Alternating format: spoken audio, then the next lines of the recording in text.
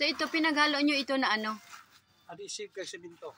Adhesive at simento pinaghalo. Pati, tsaka flexiban.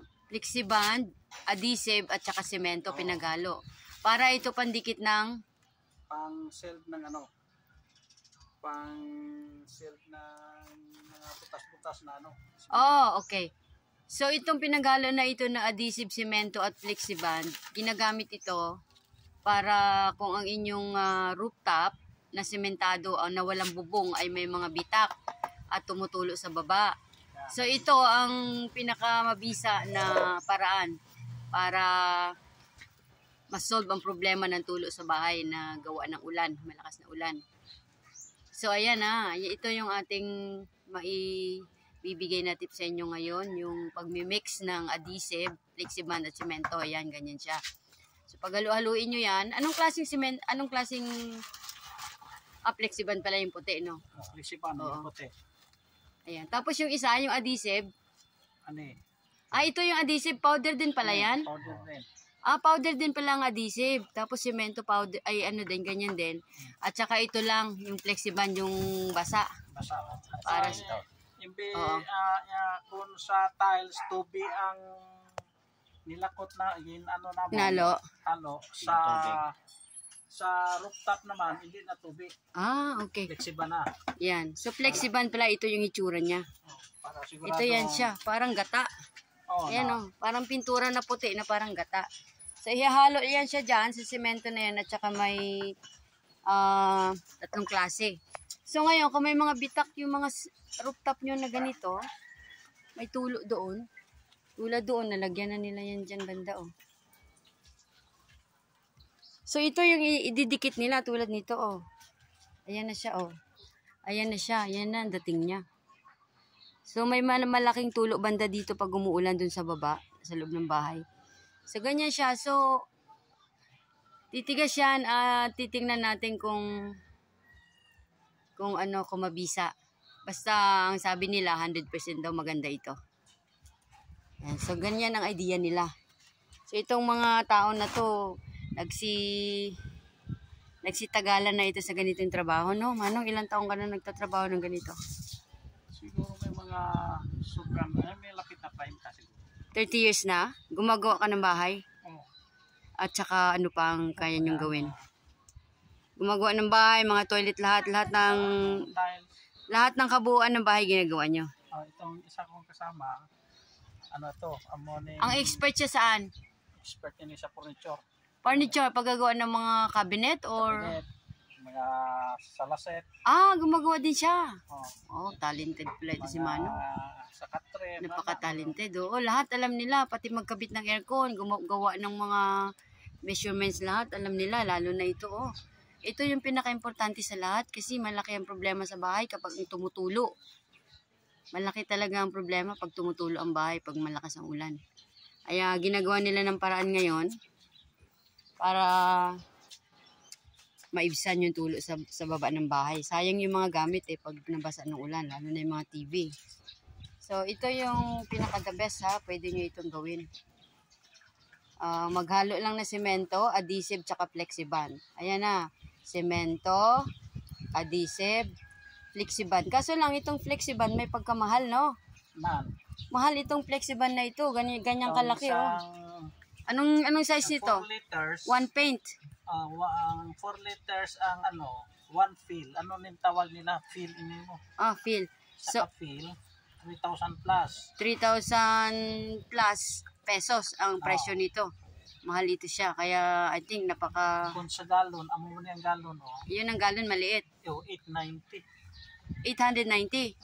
Tingnan mo Dako ang diferensya. So makakasave ka dito? Save ka dito. So yan ang gagawin nyo. In case, imbis na maliit galon lang bilhin nyo, dito na kayo sa malaki, mas marami at kung ang paglagyan malaki, sa isa na lang ka isang ganito na. So tingnan natin ngayon dun si Manong kung paano niya gawin, ayun ang bilis lang niya. So ang mixture nila ito na yon. Ito na yung mixture nila. Ini-spread niya na ngayon dyan sa bahagi na may mga bitak-bitak na rooftop para matakpan yung mga bitak dyan na nag-absorb ng tubig ulan. So, ganyan lang, napakabilis lang niya. Para lang siya naglalaro. So, ganyan, pag expert ka na sa trabaho, sa isang bagay, alam mo na. Mabilis na lang gawin. Ang kalaban lang dito yung init ng araw dahil napakatindi ng init ng araw. Umaabot ng 40, 41 yata, no? Yung taas ng init ng araw, araw-araw dito. So, napakahirap sa Pilipinas kapag summer. Lalo na kung nagbabakasyon ka at sanay ka sa malamig na lugar, naku naman. Talagang lagi ka lang mananatili sa kwarto mo kapag sobrang init ng panahon, sa sala mo mainit. So ganyan, ganito kalaki yung rooftop na ginagawa nila ngayon. Medyo malapad-lapad din ito. So inuuna muna nila yung talagang malaki ang tulo dun sa baba. Tingnan natin, may mga tao dun sa baba dumadaan. May isa pang tao dun na nakahiga sa duyan, no. Yan, no. Nakahiga siya sa duyan. Psst! Psst! Hindi narinig. Psst! Psst! Di talaga niya narinig. Oy! Kaya gawa mo dyan? Nagawa mo dyan?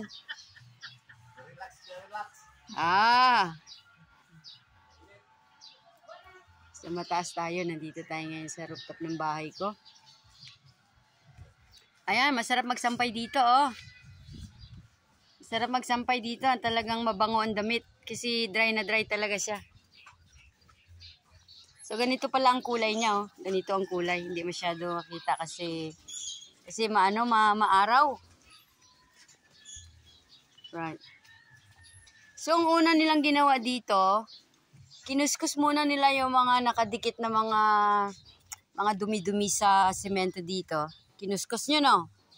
Tapos, pagkakuskus, tsaka na nila tinapalan nito. Gumawa na sila ng mixture, tapos tinapal na nila.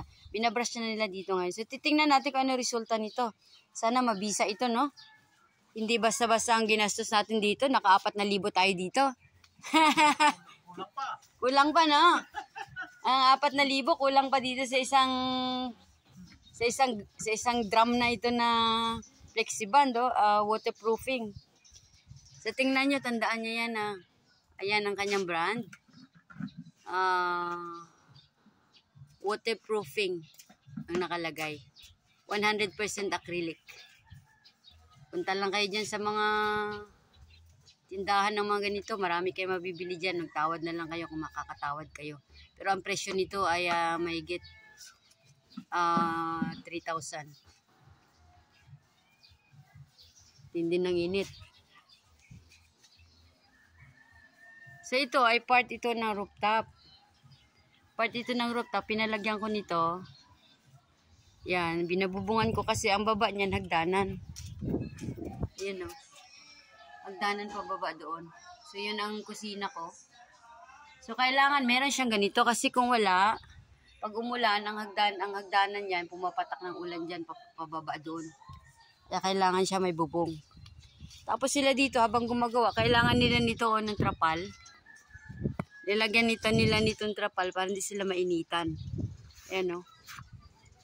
Ang tindi ng init talaga dito kung walang trapal sila na ilalagay. Buti na lang may trapal. So, para lang naglalaro si Manong, oh. Oh, para lang siya nagaguhit ng paglalaroan nila na patintero. Yan. Biro mo, 30 years na si Manong nagtatrabaho ng ganito.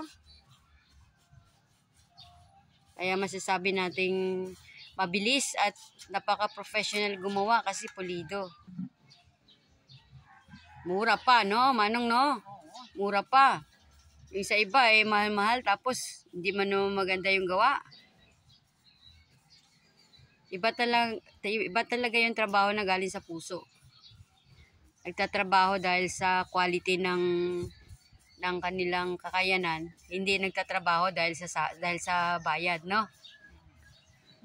Siyempre nandun na tayo sa bayad, pero iba pa rin yung maganda ang gawa kasi talagang hindi ka bibitawan. Lalo na to si Manong, oh, hindi pala to basta-basta, gumagawa pala to ng mga furniture.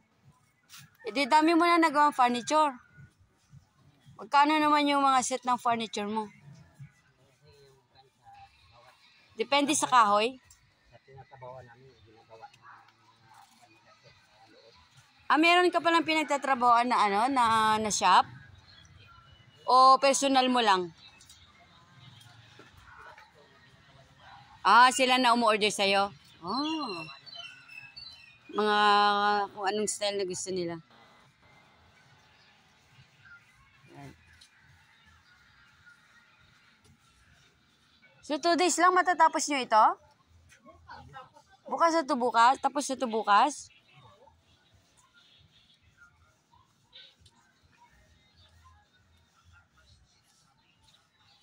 Okay.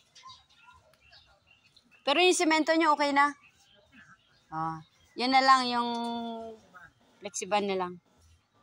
So alam nyo yung amount, kung gaano yung amount ng mixture nyo o tansyado na lang? May sukatan din. May sukat talaga?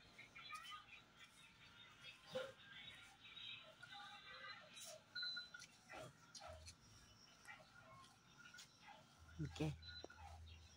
So dalawa lang sila nagmamano-mano dito. Kayang-kaya lang nila yan.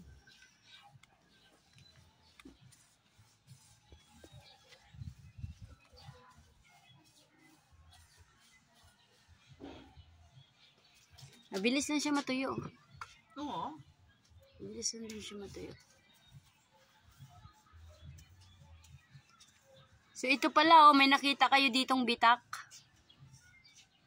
Ayun siya bitak, Yun yung tinapalan nyo.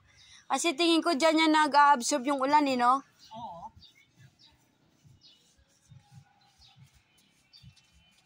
Sige, basta yan na yun. Ito na yung mga material nila. Hopefully, magawa nyo rin sa bahay nyo at magawa nyo idea sa mga humihingi ng tulong sa inyo kung kayo gumagawa ng bahay at all around. Yan siya. 3 klase.